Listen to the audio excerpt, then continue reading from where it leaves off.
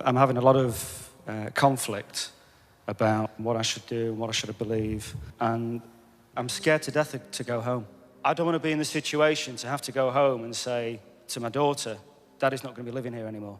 Me and my wife had a big fight, which we still haven't resolved. I spoke to my daughter as well. My daughter's 5.5 years old. She said, "Oh, miss you, Daddy." I said, "Oh, miss you too, darling, really love you." And then said, "Can I speak to Mummy?" I said, "Oh, miss you." She goes, "Oh." I said, "You missed me?" "I've been really busy. I want to be with my wife, I love my wife, but we don't have that many things in common. We've got a lot of different things that we value and that we're interested in." What's going to happen when you go there? Have to make a decision? What's changed? I'm working even harder than I'm doing, really early mornings to late nights. I've got outside interests as well, which she doesn't like. What are your outside interests? I play in a band. But you could be there because you could give up the band. Yeah. And she'd like you to do that. Yeah. What instrument do you play?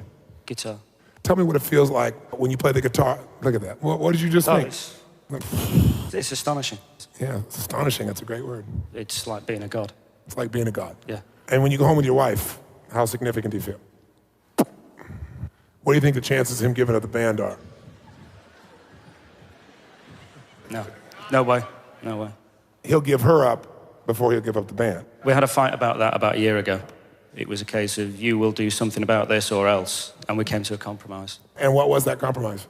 That I would only play, 3 times a month, something like that. I see. She's saying, here's something that makes him feel like a god, and the maximum you can be godlike is 3 times a month. And here's what I want from you. By the way, I love you. But she wouldn't see it that way, I'm sure, because what she's saying is you're not here with your family, you're not here with me, you're not here with your kids, you're not here with whatever. She has a different perspective, fairly. But I want you to see his window on the world first. Do you love your wife? Yes. Why'd you pause? I'm questioning it. Yeah. The reason he's questioning it is because he's not fulfilled there. So if I'm not fulfilled, how could I love her? And if she doesn't want me to be completely fulfilled, how can I love her? And even if I love her, I don't want to believe I love her because then I'm trapped. How far off am I? Bang on. Well, if I asked your wife, what's her name? Andrea. If I asked Andrea, score Neil for me, how significant does he make you feel? Let's do that. I want to switch hats. You're in her body right now. Mm-hmm. And I'm asking you, Andrea, tell me about Neil over there. How significant does he make you feel, 0 to 10? When he leaves, never comes home, makes the band more important than you are. He knows how you hate that rock music and he wants to go play it anyway. Maybe a 3. 3. Does he love you? Yes. He does. How loved do you feel, though, these days, 0 to 10 by him? 3. 3. And how certain are you that he's going to stay and love you? 8 or 9. 8 or 9. How certain do you feel, though, in moments about that? I think an 8. You're thinking as yourself right now. How many ladies agree with me? Raise your hand. This is where you're deluded. How much variety does he bring home to you? Surprise, desires, playfulness you don't expect to serve you, to light you up. 0 to 10. 5. 5. How much you guys growing together? None. 0? 0. How much do you feel like he's trying to contribute to you? From your perspective, Andrea. Probably 0. So here's a man who wants to contribute nothing to you. On a 0 to 10 thinks you're a 3 in importance. On a 0 to 10 thinks you're a 3 of love. Give you a 5 of variety, but he's sticking around at an 8. What would you want to do to him, Neil, if you were her? Change him or get rid of him. Well, you're thinking like a man with a get rid of him part. He is the father of your daughter. Are you really going to just get rid of him? No idea. Yes, you do. Is he the source of your security financially? Yes. Are you going to get rid of him? He's the father of your daughter, and he's the source of your survival. Are you going to get rid of him? No. No. What are you going to do when you feel insignificant and unloved and uncontributed to and not growing with? What are you going to do? Make him change. Make him change. You're right.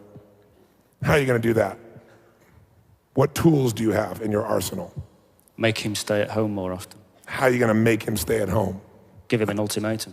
Give him an ultimatum. What's the ultimatum say? It says you spend more time at home and you don't go off playing with the band. Or I leave. And take your daughter. Yeah. Or, no, she'll probably say, or you leave. And I'll keep your daughter. Yeah. What's her nature? Not when you're frustrated with her, when she's feels herself, not when she's stressed. What's her nature?